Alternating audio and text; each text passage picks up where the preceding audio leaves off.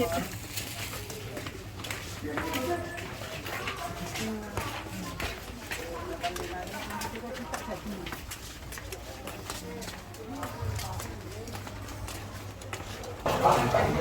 biasa.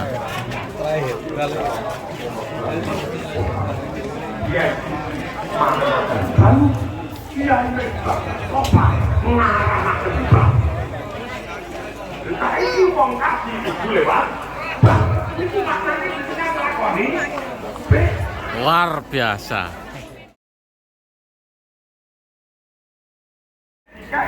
Tengah jenenge jin, nek gak enak titik jenenge A, nek ana titik dhuwur jenenge A.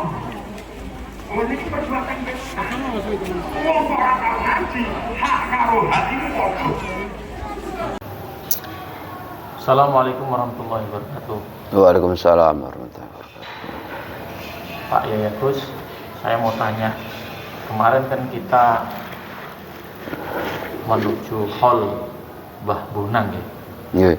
Nah, apakah arti hall itu kemudian apakah ada makna lain dari hall itu? Apakah hanya sekedar memperingati bahwa wali itu adalah sebagai pahlawan saja atau ada makna lain? Mohon pencerahannya. Ya.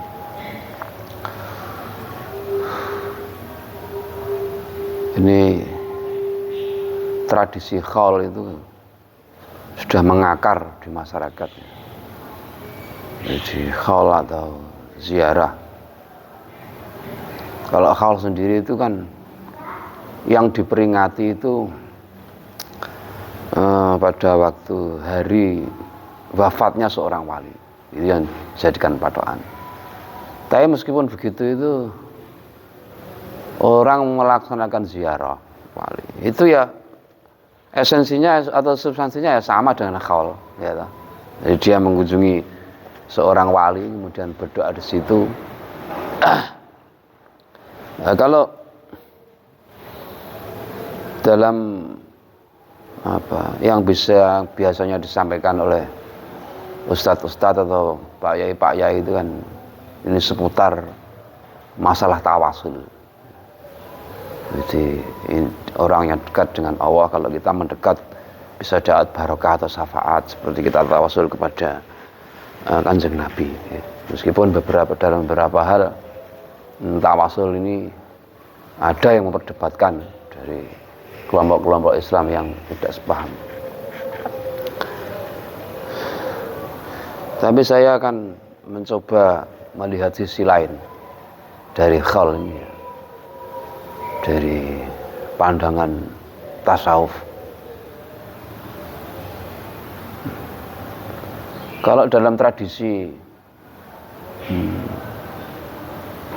orang yang menjadi panutan kita, ya, ini Gusti Kanjeng Nabi Muhammad SAW itu, kok tidak dikholi, ya loh?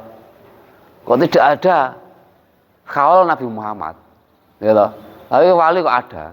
Nah, ini masalahnya bagaimana ini? Ini juga perlu dirinci, dibahas. Nabi Muhammad SAW itu lahir 12 Rabiul Awal, tanggalnya. Lah, uniknya itu wafatnya itu 12 Rabiul Awal. Nah, jadi kalau kita mau khaul Nabi itu ya sekaligus kelahirannya. Nah, ini yang dipilih mana, lahirnya atau wafatnya gitu kan. Jadi kalau Nabi itu yang ada itu maulud. Jadi memperingati 12 Rabiul Awal. Kemudian ada aktivitas seperti pembacaan maulud, ziba, sintu duror, dia ulame, itu sama dengan memperingati kelahiran Nabi. Jadi tidak ada tradisi memperingati khaul Nabi, wafatnya Nabi. Tetapi kenapa wali itu kok khaul? Ya. Kenapa tidak ada maulud Mbah Sunan Bonang? Gitu. Hari kelahirannya, orang Kristen itu Natalan. Kenapa kok kalau wali khaul, kalau Nabi maulud? Ya. Nah, ini mengandung makna yang cukup dalam ya. Kalau ditulis di tasawuf itu begini, ada suatu tahapan tasawuf ya, di mana seseorang itu harus mencapai makom atau hal mautul iradi. Jadi dia sudah mati dalam kehendak, dia tidak punya keinginan apa-apa ya, istilahnya kan banyak anak sing mati sajroning urip gitu, anak sing apa jenenge mautul iradi nek cara tradisi intelektual cara pondok lah. Ketika seseorang itu sudah mencapai keadaan spiritual itu, nah, dia itu mati itu maksudnya bukan mati jasadnya, tapi mati nafsunya, mati keinginannya, mati kesombongannya, mati akhlak-akhlak buruknya. Ketika orang itu sudah mencapai hal-hal seperti itu juga bisa dinamakan dengan istilah misalnya fana. Jadi dia sudah tidak memandang dirinya. Nah, ketika seseorang mati itu, bar mati kan urip. Nah, ketika dia mati, kemudian dia hidup lagi. Nah, dia hidup lagi itu bukan dirinya sendiri, tetapi hidup lagi dengan akhlak atau dengan hidup yang baru. Nah, ini bisa dikatakan dia hidup sebagai Muhammad. Jadi Muhammad baru itu lahir terus. Ini maknanya maulid. Makanya Kanjeng Nabi itu kan pusat. Tidak bisa dikatakan Kanjeng Nabi itu mati. Ya toh? Meskipun ya mati itu kan mati jasadnya, tapi rohnya kan tetap aktif. Beda kalau orang biasa, mati ya mati saruwe ngono, mbah didelekno endi karo Gusti Allah. Tapi nek Kanjeng Nabi ini sebagai patokan iki aktif. Nah, ini makna antara khaul dan maulud ini pasangan. Jadi khaul ini memperingati kematian, kemudian maulud ini memperingati kehidupan. Mau kitab pun ono kitab kehidupan, kitab kematian. Nah, ketika seseorang itu melaksanakan ziarah atau menghadiri khaul, itu sebenarnya dia belajar mautul iradi. Jadi yang diperingati itu kematiannya sendiri. Jadi sifat-sifat jeleknya itu mati. Itu diharapkan hikmah yang didapat setelah dia menghadiri khaul atau ziarah. Kemudian dia mauludan. Jadi dia mendapatkan hidup yang baru, yang hidup yang lebih segar. Ya, ibaratnya bayi yang baru lahir lah. Nah itu. Terus tapi gini ya, wali-wali dunia ini loh. Cuma ini ada perkecualian ya. Ini ada seorang wali, tetapi dia menentukan atau memutuskan bahwa dia punya maulid sendiri.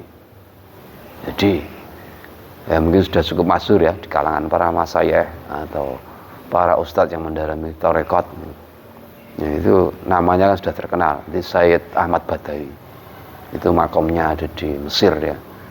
Asalnya Maroko, maksudnya terus pindah.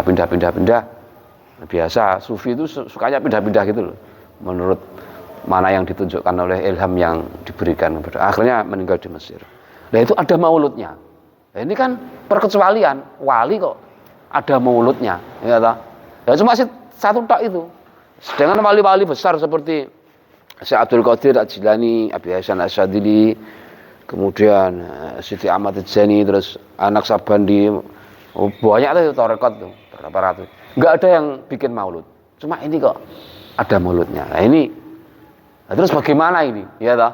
Nah, ini juga perlu dirinci lagi. Ya. Ini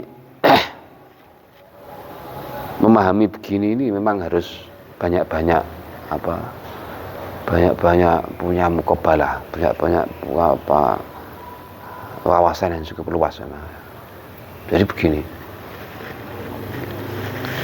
ketika jalan menuju kewalian itu, kalau di kitab tarekatnya itu ya, kitab tarekat Sadiyah itu Al-Mafakhir Aliyah, itu di situ dijelaskan bahwa orang itu sampai mendapat derajat wali itu ada dua jenis. Ada mutawali bin Nabi, ada mutawali billah. Jadi ada orang yang menempuh jalan kewalian itu melalui jalan Nabi, kemudian ada yang menempuh langsung ke Allah. Ya meskipun dua-duanya ini ya jalan Nabi itu ya jalan Allah ya jalan Nabi, tapi cuma dibedakan dua jenis ya, dua jenis. Misalnya begini, ada seorang wali yang cukup terkenal ya, yang bikin ontran gitu ya. Itu Abu Husain Mansur Al-Halaj yang kata kaulnya yang cukup terkenal itu ana al-haq gitu. Aku adalah kebenaran itu. Nah, dari kisah situ kita bisa menyimpulkan apa yang dilakukan oleh Syekh Ahmad Badawi ini. Ya. Jadi ketika orang itu sudah manunggal ya. Kalau di Jawa ya istisenar ya.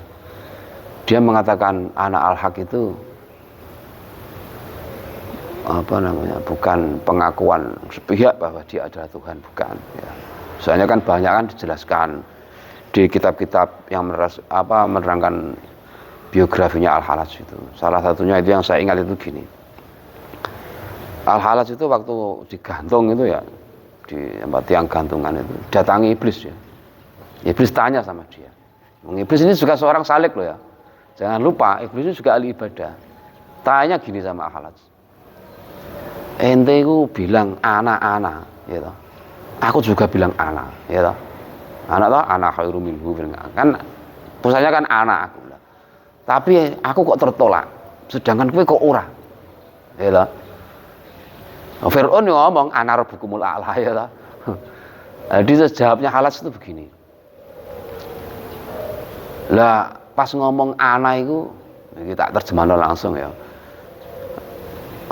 Kowe ngawasi awakmu dhewe. Lah ketika aku bilang anak itu, aku gak ngawasi awakku. Anane cuma ngono cara di logikane ya anak itu anak Gusti Allah, gitu. Gak kasus di senar ya ngono. Lah dari sinilah kita bisa memahami apa yang dilakukan oleh Syekh Ahmad Badawi, bahwa seorang wali itu ya satu-satunya wali yang bikin maulud. Jadi seakan-akan Syekh Ahmad Badawi ini menegaskan bahwa dia itu sudah manunggal dengan Rasulullah. Jadi siapa yang memperingati maulud dia juga memperingati maulud Rasulullah. Jadi kalau Halaj ini manunggal ambil Allah, kalau Syekh Ahmad Badawi ini manunggal dengan Rasulullah. Nah, makanya dalam beberapa tasawuf itu ada istilah syahadat tunggal. Seperti pernyataan Halaj itu ana al-haq, aku adalah kebenaran, aku adalah pangeran. Al-haq itu siapa lagi enggak Allah ya. Terus ada lagi ani Rasulullah. Jadi, sesungguhnya aku adalah utusan Allah. Nah, ini bagi aulia yang sudah mencapai manunggal dengan Kanjeng Nabi. Jadi sudah fana fi Rasulillah. Jadi fana itu ada dua, ada fana billah, ada fana fi Rasulillah. Ini ada dua jalur. Nah, tapi setiap wali yang sudah aulia sudah mencapai manunggal dengan Kanjeng Nabi ini kok tidak setiap wali kok diperingati mauludnya, bukan ya. Cuma sini Syekh Ahmad Badawi ini menunjukkan kepada khalayak ya, kedudukan dia. Nah kayak begini ya mesti sudah konfirmasi sama Kanjeng Nabi ya toh, sudah diizini. Ya, seperti Al-Halaj bilang gitu ya, sudah konfirmasi Gusti Allah ya toh. Masalah pertentangan dia dengan syariat dengan itu kan proses ya. Dia membuka sini itu juga ada hikmahnya, itu juga Allah yang menentukan. Kayak Siti Senar gitu. Ya biar orang belajar tentang tauhid itu. Sesungguhnya gimana? Itu terus masalah jarak. Jadi itu fungsinya masalah memperingati khaul, makna lainnya itu ya. Jadi belajar mati sebagai diri sendiri, kemudian hidup sebagai Muhammad. Nah, semua wali itu ya Muhammad. Jadi dia kalau ada wali dia khali berarti dia sudah tidak dirinya, tetapi dia sudah Muhammad. Jadi sebagai hidup Muhammad. Ya, umat Muhammad ya hidup dengan cara Muhammad, gitu. Hidup dengan cara dirinya sendiri atau hidup dengan cara yang lain sudah mati, hidup lagi. Kemudian masalah ziarah itu memang kadang-kadang ya sampai sekarang itu ya ono wae sing menentang, gitu. Artinya apa jenenge? Jadi perdebatan. Ini saya tak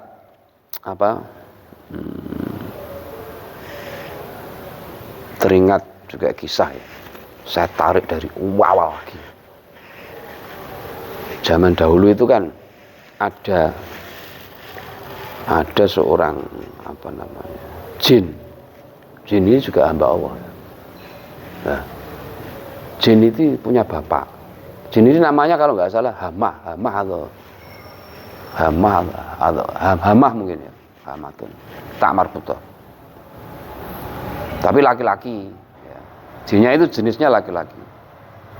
Jadi tidak setiap tak marbutoh itu kok perempuan, bukan. Ya. Seperti misalnya nama sahabat Nabi siapa, Hudzaifah, kan tak marbutoh, laki-laki. Nah, Hamah ini punya bapak ya, punya bapak jin. Kemudian punya bapak lagi, ini lupa saya namanya. Kemudian punya bapak lagi. Nah, bapaknya yang ini iblis.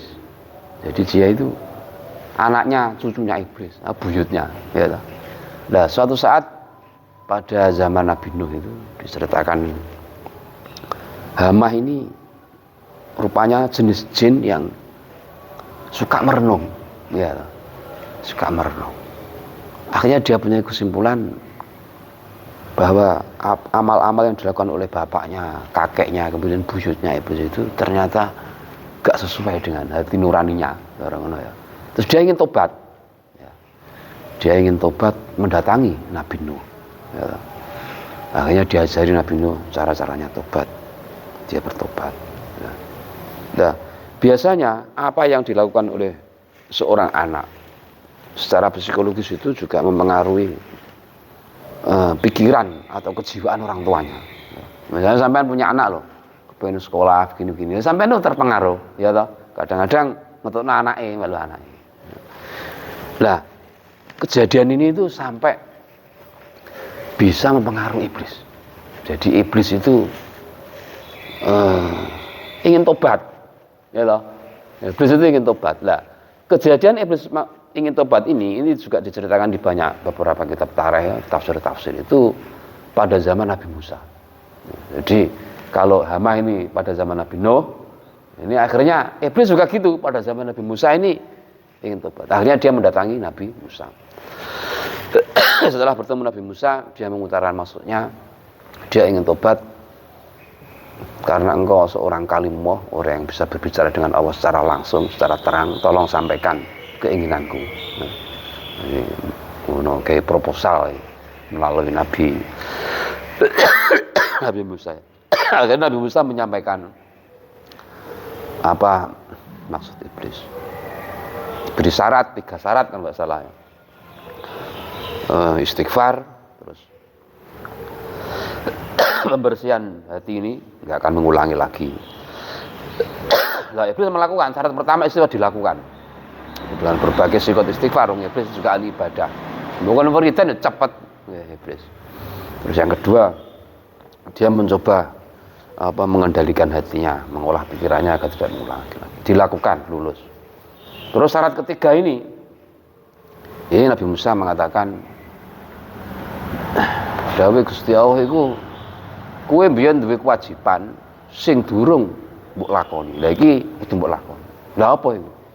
Sujud ning gone Nabi Adam, mungkin diperintah sujud merah sujud. Lah wong wis mati lho mbok elok-elokno, gitu. Ya kowe ziarah ning kuburane. Gitu. Sujud ning kono. Begitu iblis dikolokno ngono, goncang atine, gitu.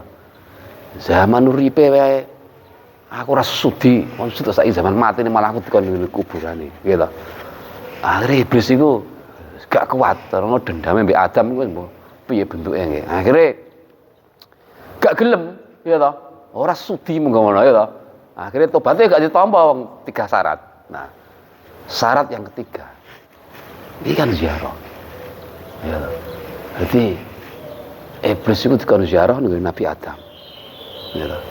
Jadi ziarah ini sebuah ritual sing kuno. Mesti ngomong Gusti Allah ya ta. Lah kok saiki kok ana jenenge kelompok wong Islam sing terus anti ziarah ya ta. Berarti nah iki terusno dhewe ya ta. Aku gak nyimpulno lho ya dhewe. Aku kan cuma cerita. Iblis kita tahu diperintah ning gone ziarah ngene mayat Adam. Terus ana wong anti ziarah. Berarti lho ya ta. Nah iki simpulno dhewe. Engko ndak marai nek diterusno marai perdebatan ya ta. Nanti mencen iki ilmu rasa ya, gak ilmu debat. Debat ngono sampai saiki ora barbar ya ta. Dawuhe Kanjeng Nabi piye? Kalau Rasulullah sallallahu alaihi wasallam ana zaimun bi baiti robatil jannah. Aku ki jamin bakal entuk omah ning tengah-tengah swarga, ya ta. Liman taro kalmira kedue wong sing ninggal perdebatan, ya ta. Wa ingka namdikan. Senajan iku bener, ya ta. Nah, di masalah ngene iki gak usah perdebatan, mungkin masalah laku spiritual. Di sing lakoni ya di sing ngrasakno, ya ta.